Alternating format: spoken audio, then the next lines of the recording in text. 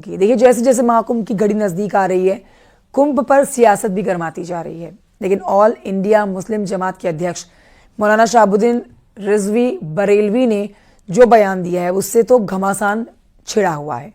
बरेलवी ने दावा किया है कि महाकुंभ का मेला वक्फ की 55 बीघे जमीन पर लग रहा है, जिसके बाद बरेलवी के बयान में अब साधु संत अपना आक्रोश दिखा रहे हैं। रिपोर्ट देखिए।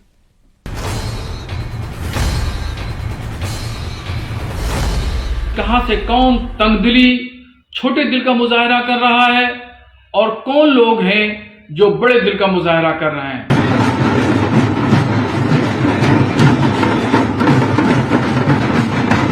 जिस महाकुंभ की तैयारी योगी सरकार विश्व स्तर पर कर रही है, जहां सनातन का सबसे बड़ा आयोजन होने वाला है,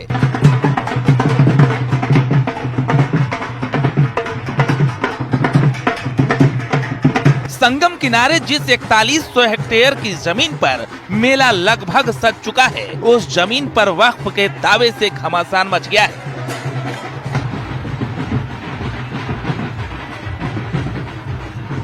ऑल इंडिया मुस्लिम जमात के अध्यक्ष मौलाना शहाबुद्दीन रिजवी बरेलवी ने दावा किया है कि करीब 55 बीघा वक्फ की जमीन पर कुंभ मेला बसाया जा रहा है। खुद प्रयागराज के जो मुसलमान हैं उनमें से एक सरताज नाम के हैं, उन्होंने इस बात की जानकारी दी और कहा, एलानिया तौर पर इस बात को कहा कि जो जमीन है, जिस जमीन पर, जमीन के बहुत सारे हिस्से पर जो शामियाने तंबू वगैरह लगाए गए हैं, इंतजाम किए गए हैं, मेला लग रहा है, ये वक्फ की जमीन है और वहां के मुसलमानों की जमीन है। दरियादिली देखिए मुसलमानों की कि मुसलमानों ने कुंभ के मेले की तैयारियां, शामियाने और पिंडाल, रोड और सड़कें और फलंजों पर कभी मना नहीं किया कि यहां पे मत लगाइए। और तंगदिली देखिए अखाड़ा परिषद के लोगों की कि वो लोग जो है वो मुसलमानों के प्रवेश पर वहां पे ठेला लगाने, खोंचा लगाने से भी मना कर रहे हैं कि वहां कोई भी मुसलमान एंट्री नहीं करेगा।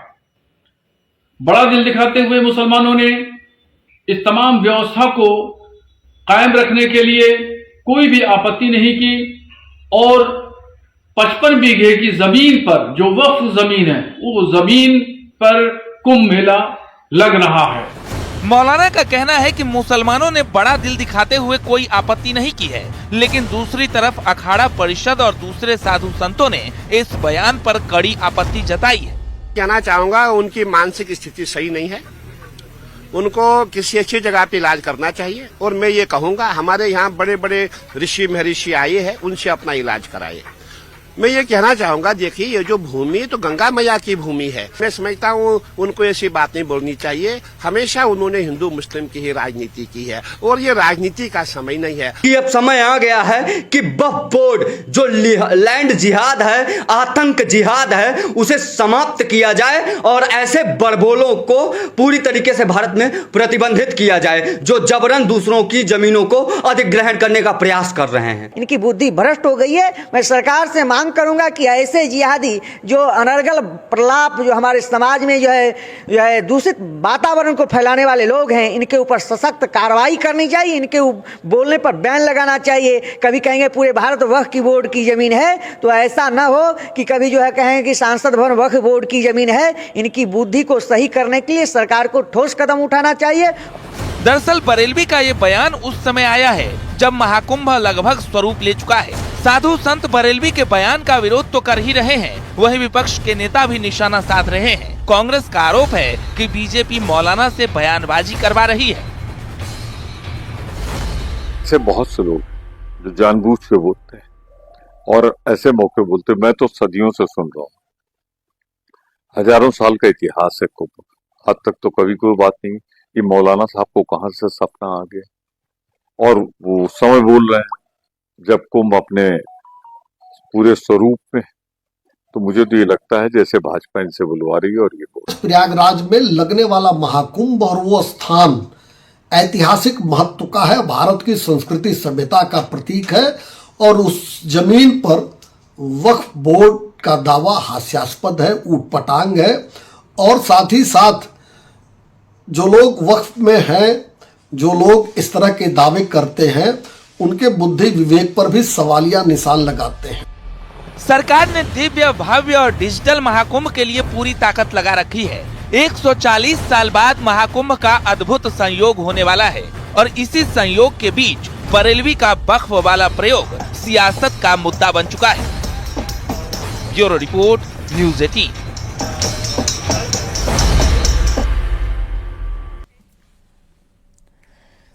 कोरोना महामारी को भला कौन भूल सकता है, जिसने पूरी दुनिया को घुटने पर ला दिया। अब चीन में एक और वायरस की दस्तक का दावा किया जा रहा है और यह भी दावा है कि चीन के अस्पतालों में तेजी से मरीजों की संख्या बढ़ रही है। क्या है ये वायरस, देखिए इस रिपोर्ट में।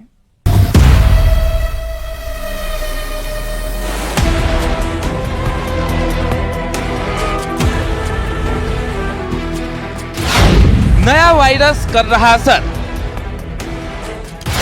फिर उठी कोरोना जैसी तबाही की लहर।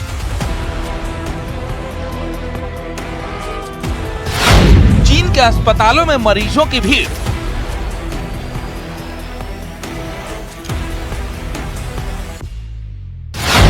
क्या दुनिया में आने वाली है बीमारी गंभीर? कोरोना को आए करीब 5 साल हो गए, लेकिन अब भी इसका खौफ बरकरार है। दूसरी ओर चीन में फिर से नए वायरस की आमद हुई है। इस रहस्यमय वायरस का नाम है HMPV यानी ह्यूमन मेटानिमो वायरस। सोशल मीडिया पर चीन में बढ़ रहे वायरस के बारे में पोस्ट की बाढ़ आई हुई है। सोशल मीडिया पर लोग बता रहे हैं कि चीन फिर एक बार इस वायरस के कारण हो रहे जानमाल के नुकसान को छुपा रहा है और असल बात नहीं बता रहा है। आखिर क्या है ये वायरस और कैसे लोगों पर कर रहा है अटैक?